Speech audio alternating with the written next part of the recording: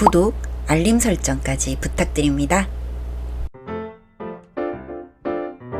오늘도 우리 사는 이야기 찾아주셔서 감사합니다.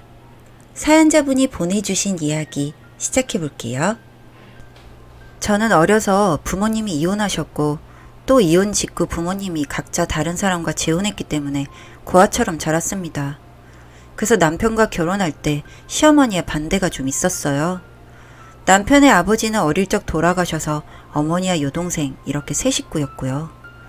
남편의 집안은 그냥 잘 살지도 못 살지도 않는 아주 평범한 집이었죠. 시어머니의 반대에도 불구하고 저희는 결국 결혼을 했고, 남편은 엄청 가정적인 사람은 아니었지만 가정을 위해서 열심히 일하는 사람이었죠. 저는 아이 둘 낳아 키우며 남편을 열심히 내조했습니다. 남편은 영업직이었는데 매번 영업 실적을 달성하지 못해 살림살이가 넉넉하진 않았어요.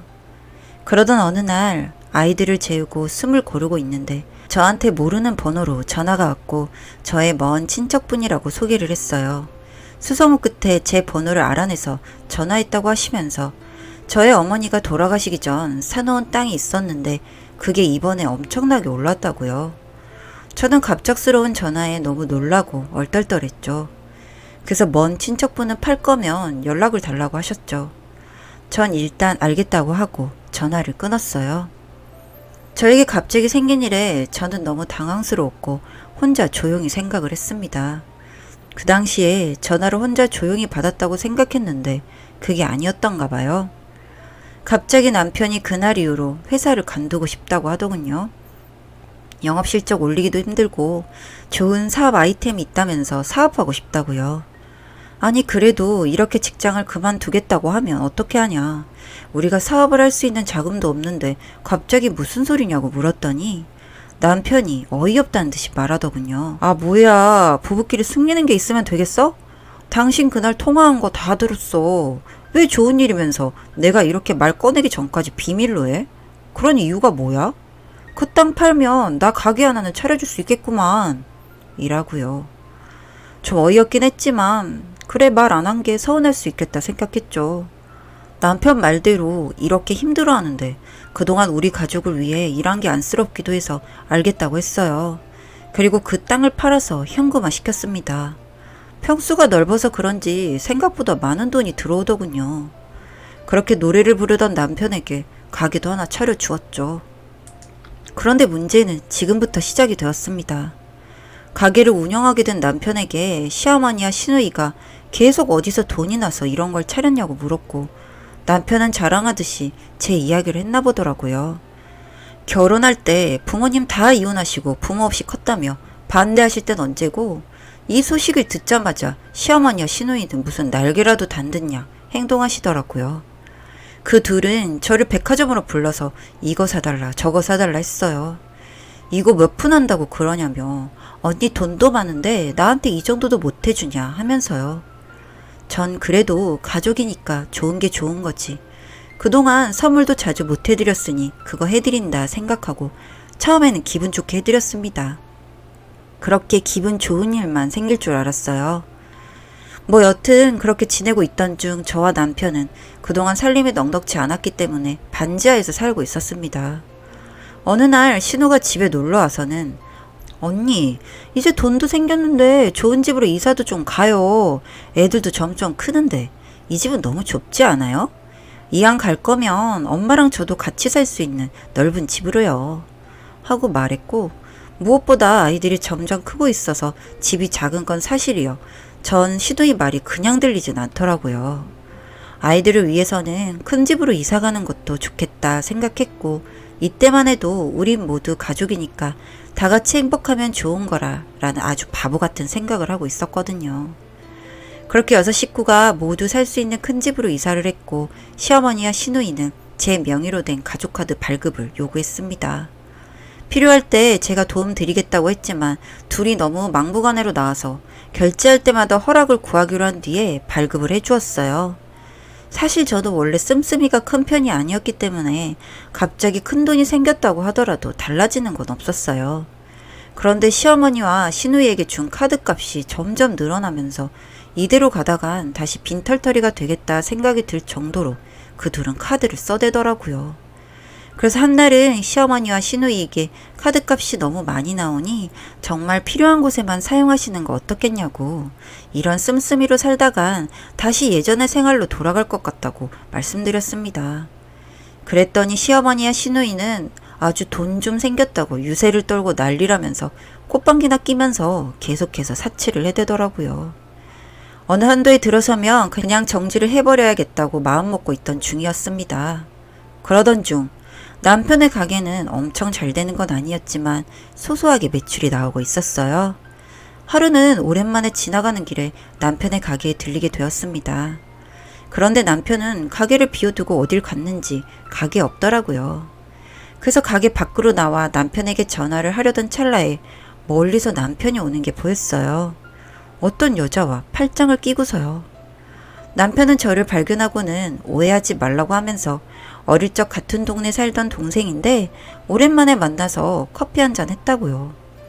시어머님과 시누이랑도 친한 사이라고 못 믿겠으면 확인해보라고 하더군요. 저는 제가 의심할 틈도 없이 말을 쏟아내는 남편을 보면서도 그런가 보다 하고 넘어갔어요. 바보같이. 그 남편은 갑자기 상갓집에 가는 일이 잦았으며 술 먹고 외박하는 일도 잦아졌습니다. 저는 분명 남편이 바람났다고 생각했죠. 하지만 이 집안에 제 편이 없다는 걸 알았고 가족이 없이 자란 저는 제 가정이 너무 소중했기에 저러다 말겠지 하고 안일하게 생각했어요. 그러던 어느 날 남편과 시어머니, 시누이 셋이서 저 몰래 하는 말을 듣게 됐습니다. 그 내용은 정말이지 충격적인 내용이었죠. 지난번 가게 앞에서 팔짱 끼고 마주쳤던 그 여자는 남편이 저와 결혼하기 전 오래 만났던 여자였으며 여자 집안의 반대로 헤어졌다가 지금은 여자가 이혼하고 싱글이 되어 다시 남편과 만나고 있던 거였어요. 그리고 시어머님과 시누이도 그 여자를 꽤나 예뻐했고 잘 따랐으며 저와 이혼하고 그 여자랑 재혼하라는 내용이었죠. 그리고 제 재산의 반을 뺏어서 자기네들끼리 새로운 삶을 살자면서요. 그런데 더 놀라운 건 다음이었습니다. 그 얘기를 몰래 듣고 놀라서 벙쪄 있는데 남편이 방에서 나오더라고요. 파랗게 질린 제 얼굴을 보더니 얘기를 다 들었냐며, 다 들었으면 돌려 얘기하지 않겠다고 당장 이혼해달라고 하는 게 아니겠어요? 정말 들켜서 놀라는 게 아니라 저렇게 당당하고 뻔뻔하게 나오는 게 정말 어이가 없더군요. 저는 고아처럼 살아오다 만든 가정이었기 때문에 이 가정을 깨고 싶지 않았고 절대 이혼해 줄 수 없다고 했습니다. 그랬더니 그날 이후부터 남편의 폐악질은 시작이 되더라고요.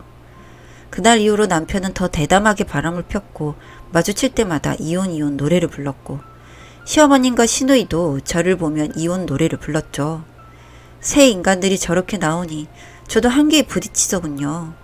그동안 아이들을 위해서 정말 이 가정을 지키고 싶었고 저처럼 부모 없이 자라지 않게 하려고 정말 애를 썼는데 이렇게 난리들이니 가정이고 나발이고 더 이상 지키기 힘들 정도로 지쳤습니다. 그래서 남편이 미리 써두었던 이혼 서류에 사인을 하고 정말 이혼을 해야 하나 고민을 하고 있었죠. 그런데 갑자기 어느 날부터 남편이 저에게 다시 잘해주기 시작하는 겁니다.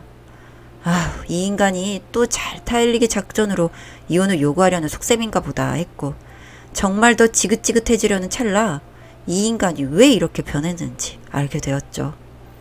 이혼해서 재산 분할을 하게 되면 본인이 제가 유산받은 재산을 분할받은 요량으로 그동안 이혼 노래를 불렀는데 알고 보니 유산은 재산 분할이 안 된다는 걸 알게 된 겁니다. 그러니 남편은 그 돈을 위해서 저에게 다시 잘해주기 시작한 거죠. 이렇게 바닥까지 보고 나니 저는 더 이상은 안 되겠다는 생각이 들더군요. 이혼은 당연히 하는 걸로 마음먹었고 제 덕으로 누리고 있던 모든 것들을 서서히 뺏어주기로 결심했습니다. 가장 먼저 제가 한 일은 일단 시어머니와 시누이가 쓰던 카드를 분실 정지시켰습니다. 시어머님과 시누이는 그걸 알고 난리가 났지만 저는 그럼 이혼하겠다고 오히려 그 둘에게 큰 소리 쳤습니다. 돈줄이 이혼을 해서 떠나겠다 하니 그 두 사람은 조용해지더군요. 그리고 나서 저는 하나씩 계획을 세우기 시작했습니다. 이 사람들 모르게 집과 가게를 부동산에 내놓았죠. 어떻게 더 열받게 할까 고민하다가 그 집 식구들을 내보낸 뒤 일 처리를 해야겠다 생각을 했습니다. 우선 그 세 사람을 그동안 여행도 못 다녔으니 편히 다녀오라고, 저는 집에서 애들 학교 보내고 할 테니 편히 쉬다 오라고 했습니다. 제주도행 비행기표와 호텔 예약까지 친절하게 해드렸죠. 마침 시어머님 생신이 며칠 안 남았기에 오히려 쉽게 일처리가 되더군요. 제 마음이 바뀐 줄 알고 세 사람은 안심하면서 그 여행 선물을 좋다고 받아들고 떠나더군요. 그렇게 그 세 사람을 내보내고 난 뒤에 저는 집과 가게를 정리했습니다. 다행히 바로 사겠다는 사람이 있어서 수월하게 뺄 수 있었어요. 빨리 처분하기 위해서 금전적으로는 손해는 보았지만 이미 저는 그런 게 눈에 들어오지 않을 정도로 분노가 있었으니까요. 그렇게 저는 두 아이들과 제가 살 적당한 집으로 이사를 했고 세 사람이 여행에서 돌아오는 날이 되었습니다. 오후가 돼서야 집에 도착했는지 제 전화가 불이 나더군요. 전화를 거절했더니 문자가 미친 듯이 쏟아져 오고요. 우리 집에 다른 사람이 이사를 오게 됐다고, 이게 우리 집이 아니라는데 대체 이게 어떻게 된 일이냐며 전화는 왜 안 받냐고요. 저는 일부러 한참 후에 전화를 했습니다. 무슨 일이세요? 아니 집도 가게도 다 제 거여서 갑자기 실증도 나고 해서 팔았는데 왜요? 내 걸 내 마음대로 하겠다는데 왜 이리도 시끄럽게 난리죠? 이미 다 팔아서 처리했으니 그렇게 아시고요. 당신네들 짐은 좋은 곳에 잘 뒀으니 걱정 마세요. 그리고 당신과 영원히 안녕할 테니 그리 아시고요. 라고 했습니다. 남편은 갑자기 이러면 자기네들은 어떻게 하냐고, 지금 어디냐며 만나서 얘기하자고 사정사정 하더군요. 남편은 하늘이라던 인간이 이렇게 빌 줄도 알았던 사람이었다니 놀라웠습니다. 뭐가 예쁘다고 제가 만나겠어요. 그래서 나는 당신이란 사람 만나고 싶지 않고 만나야 할 이유도 없는 것 같아. 당신네들 짐은 우리 예전에 살았던 그 반지하 집에 있으니 거기서 세 식구 오손도손 행복하게 살아. 아, 그 바람 피운 여자도 또 며느리 삼아 다 같이 살면 되겠네. 그것도 나쁘진 않겠다. 그치? 내가 더 이상 당신의 가족 종처럼 호구처럼 살 이유가 없잖아? 나는 내 아이들과 함께 엄마가 남겨주신 재산 아껴가며 평생 행복하게 살아보려고 해. 그러니 당신도 부디 잘 살길 바래. 헛된 꿈 꾸느라 그게 될진 모르겠지만 하고 전화를 끊었습니다. 이혼도 하도 지저분하게 굴어서 변호사님과 상의해서 처리를 하게 되었고, 지저분하게 계속 다른 번호로 끈질기게 전화를 해대는 남편은 경찰서에 신고도 해버렸습니다. 정말 화내다 욕하다 빌었다가 죽이겠다고 했다가 정말 난리 부르스를 치길래 어쩔 수가 없는 선택이었네요. 나중에 들은 이야기로는 그 상간녀도 저랑 이혼하면 그 유산을 가진 남자와 사는 줄 알았다가 그게 아닌 것을 알고 도망갔다고 하더군요. 어쩜 사랑이 이렇게 얄팍할까요? 뭐 여튼 저는 아주 긴 싸움 끝에 이혼하게 되었습니다. 그게 바로 얼마 전에 결론이 났네요. 이렇게 마무리해버리고 나니 그동안 살아온 제 시간들이 너무 아깝고 허망하기도 하고 그렇더라고요. 양육권도 제가 갖게 되어서 저는 현재 아이들을 키우면서 저만의 작은 가게를 운영하고 있습니다. 큰 욕심 없이 우리 아이들 건강하고 이렇게 행복하게만 살고 싶어요. 응원 부탁드립니다. 사연은 여기까지였고요. 우리 사는 이야기 시청해주셔서 감사합니다.